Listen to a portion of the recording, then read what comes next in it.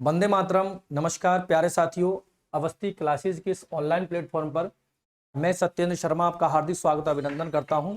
मैं आपको लेकर आया हूं टेस्ट सॉल्यूशन 12th का आपका सॉल्यूशन। तो यहां आप देखिएगा कि पहला क्वेश्चन है, दो संख्याएं एक तीसरी संख्या से, दो संख्याएं एक तीसरी संख्या से, जैसे कि तीसरी संख्या जो है वो आपकी बेटा थर्ड नंबर की जो संख्या है बेटा, उसे आप मान लो बेटा 100। क्या मान लो? 100। तो जो फर्स्ट नंबर की जो संख्या होगी, देखो बेटा यहां पे आपको क्या करना है, यहां पे सबसे पहली बात आपको यह देखनी है कि दो संख्याएं जो है वो तीसरी संख्या पर डिपेंडेंट है और मामला परसेंट का चल रहा है। जब दो संख्याएं तीसरी संख्या पर डिपेंड है तो जब तक तीसरी संख्या नहीं आएगी मेरे प्यारे विद्यार्थियों, तो तब तक ना तो पहली संख्या आएगी ना दूसरी संख्या आएगी। इसके लिए तीसरी संख्या हमने 100 मान ली। फिर कह रहा है कि दो संख्याएं तीसरी संख्या से 90% और 75% कम है। तो 100 से 90% कम करोगे तो 90 कम हो गया, पहली संख्या होगी 10, और 100 से 75 कम करोगे तो दूसरी संख्या होगी 25। तो यहां तक तो आप लोगों को कोई प्रॉब्लम नहीं आई होगी। अब क्या कह रहा है कि पहली संख्या में कितने प्रतिशत की वृद्धि करे कि वह दूसरी के समान हो जाए। तो आप मुझे एक बात बताओ, इस 10 में कितना बढ़ा दूं कि 25 के बराबर हो जाए? तो मैं इसमें 15 बढ़ाऊंगा। क्या बढ़ाऊंगा बेटा? 15। और मैंने आपको बताया था प्रतिशत आपको यदि वृद्धि निकालनी है तो प्रतिशत वृद्धि निकालने के लिए वृद्धि जिसमें वो वृद्धि कर रहा है, 10 में वृद्धि कर रहा है जब 25 हो रहा है, तो 10 यहां आएगा और इंटू बेटा 100% आएगा। 0 से 0 कट गया, 150%, 150% आपका आंसर हो गया थर्ड नंबर का। ठीक है, नेक्स्ट क्वेश्चन पे बेटा हम चलते हैं। ध्यान, यदि साधारण ब्याज की दर 11% से बढ़कर 17.5% हो गई, इसका मतलब ब्याज जो है वो 6.5% आपका बढ़ गया। बढ़ गया कि नहीं बढ़ गया? बोलो। ब्याज जो है वो आपका 6.5% आपका बढ़ गया। 11 से 17.5 हो गया, 6.5% आपका ब्याज बढ़ गया। तो एक व्यक्ति की वार्षिक आय 171.20 रुपए तक बढ़ जाती है। 171.20% तक बढ़ जाती है। हाँ जी, अब ध्यान दो। तो आप ध्यान रखो बेटा, ये जो 6.5 की जो वैल्यू है, ये 6.5 की जो वैल्यू है, ये जो 6.5 की जो वैल्यू है वो बेटा 171.20 है। 6.5 की जो वैल्यू है वो 171.20 है। हाँ जी, तो यहां पे हो गया बेटा ये 6 दूनी 12 और 1 13, 13/2 बराबर 171, 1071.20।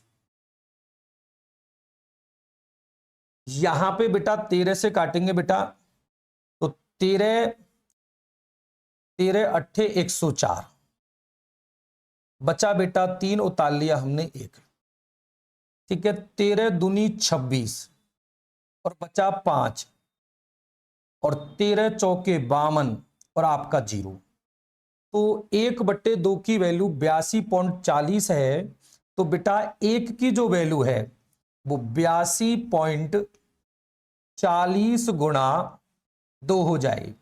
तो एक की वैल्यू हो गई 0, 4 दूनी 8, 2 दूनी 4 और 8 दूनी 16। हमें निकालनी है बेटा 100 की वैल्यू। 100 की जो वैल्यू है वो 16, 4, 80 और 00, दो संख्या छोड़ दशमलव होगी। तो आपका जो मूलधन है वो आपका आ गया 16,480 रुपए।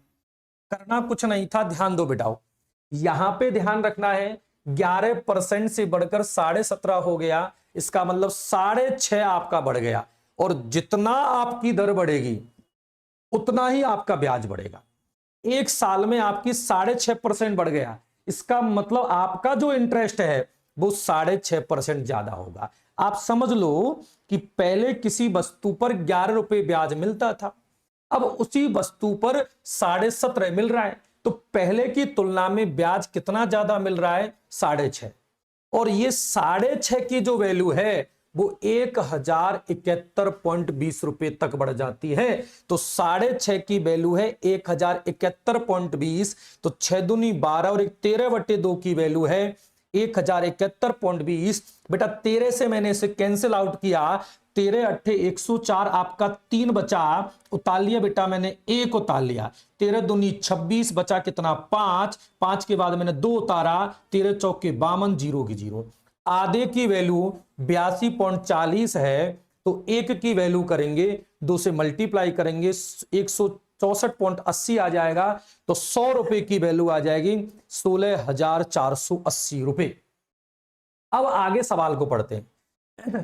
उसी राशि पर 5 वर्ष के लिए 10% की दर से साधारण ब्याज पूछ रहा है, तो 16,480 रुपए पर 5 वर्ष का 10% की दर से आपसे पूछ रहा है। 10 से बेटा ये 10 बार कट गया, 5 से बेटा ये 2 बार कट गया, और 2 से कट गया, 2 अट्ठे 16, 2 दूनी 4, 2 चौके 8, 8240 रुपए आपका आंसर थर्ड नंबर का।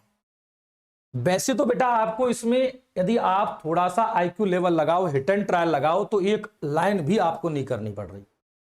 आप देखो बेटा यहां पे जो वैल्यू है 6.5 है, तो आप देखो ये 2 से मल्टीप्लाई होगा, 2 दूनी 4 आएगा, तो पीछे अपन का 40 आना चाहिए था। थर्ड नंबर का आंसर सही है। देखो हिट एंड ट्रायल मेथड, करना कुछ नहीं था, बड़ी ही मजेदार चीज थी। यहां 20 थी, यह 2 की वैल्यू आ रही है, 2 से मल्टीप्लाई होना था, यहां पे 40 होना था, 40 आपका है। चलो कोई बात नहीं, नेक्स्ट क्वेश्चन पे हम चलते हैं। 3 आदमी एक स्थान से दूसरे स्थान की ओर एक साथ चलते हैं। जैसे एक साथ आ गया मेरे प्यारे भाइयों, करना कुछ नहीं था, एलसीएम नोट डाउन करना था, एलसीएम निकालना था।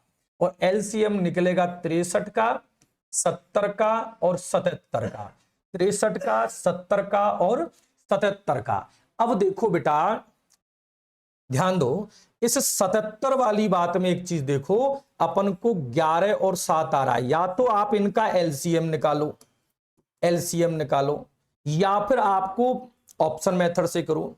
मतलब वह संख्या होगी जो 11 से भी डिवाइड होगी और 7 से भी डिवाइड होगी, बस। और 11 से भाजकता का नियम क्या कहता है? एक छोड़कर एक जोड़ लो, बचे कुचे को फिर जोड़ लो, ठीक है। अब 9 में मैंने 3 जोड़ा तो 12 आया, 6 में मैंने 0 जोड़ा 6 आया, ये गलत हो गया। 9 में मैंने 6 जोड़ा 15 आ गया, 3 में 0 जोड़ा 3 आ गया, ये भी गलत हो गया। 6 और 3 9 आ गया, 9 और 0 9 आ गया, 9 बराबर 9 आ गया। थर्ड नंबर का आंसर आपका सही है। ये देखो 6 और 5 11 आ रहा है, यहां 9 आ रहा है, तो ये आपका गलत हो गया। बस करना ही कुछ नहीं था। अपनी अप्रोच बढ़ाओ, चप्पल घिसने से जूता चटकाने से पार नहीं पड़ेगी। अपनी अप्रोच बढ़ाओ, और अप्रोच बढ़ाने पर फोन से काम हो जाता है। तो अप्रोच बढ़ाने का मतलब ये है कि ले हम ले रहे हैं, कोई दिक्कत नहीं है, ले लो, पर बेटा क्वेश्चन भी आपको मात्र और मात्र यदि हो रहा है 5 से 10 सेकंड के अंदर तो करके फेंको। आप देख रहे हो यहां पे कि 77 जो है आपका 11 से और 7 से डिवाइड होगा।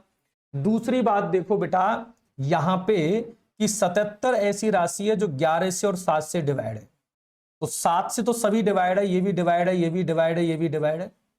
यहां पे 9 से डिवाइड होना चाहिए, 10 से होना चाहिए और 11 से होना चाहिए, बस बात खत्म। अब देखो 9 से डिवाइड सब है, यहां पे देखो 9 9 18 9 9 18 सब डिवाइड है, परंतु बेटा 11 से डिवाइड देखो आप, और 11 से भाजकता का नियम सरल भी है। और नहीं तो बेटा आप इसका लैसे निकालो, इन तीनों का लैसे आएगा 6930। ठीक है, नेक्स्ट क्वेश्चन पे बेटा चलते हैं आप लोग। 8 मीटर 7 मीटर 6 मीटर माप के डिब्बे में 8 सेमी 7 सेमी 6 सेमी माप के अधिकतम कितने डिब्बे रखे जा सकते हैं? आप देख रहे हो कि यहां मीटर आ रहा है और यहां सेमी आ रहा है, तो इस मीटर को बदलोगे तो यहां 100 से गुणा होगा, यहां भी 100 से गुणा होगा, यहां भी 100 से गुणा होगा। मतलब ये हो गया 800 semi into 700 semi into 600 semi में 8 सेमी, 7 सेमी, 6 सेमी के कितने डिब्बे आएंगे? x। और एक ही लाइन में उत्तर आ गया बेटा। 8 से ये 100 बार कट गया, 7 से ये 100 बार कट गया, 6 से ये 100 बार कट गया। ये वाला गलत, ये वाला गलत, ये वाला गलत, ये वाला सही हो गया आपका 6 0। ठीक है, नेक्स्ट क्वेश्चन पे हम चलते हैं। ये आपका चित्र है बेटा,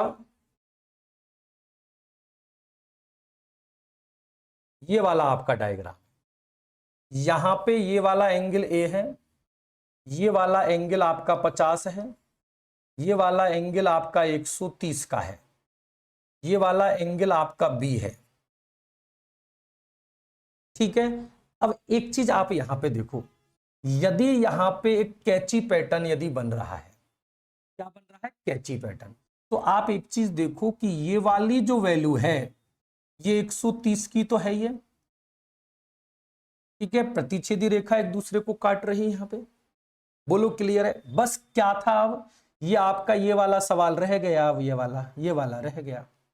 ये वाला आपका ए हो गया, ये वाला आपका 50 हो गया, और ये वाला आपका बी हो गया। मैंने बताया था आप लोगों को कि ये वाली राशि इन तीनों के सम के बराबर होती है। ये 50 हो गया, ये ए हो गया, ये बेटा बी हो गया, ये बेटा 130 हो गया कैची पैटर्न से।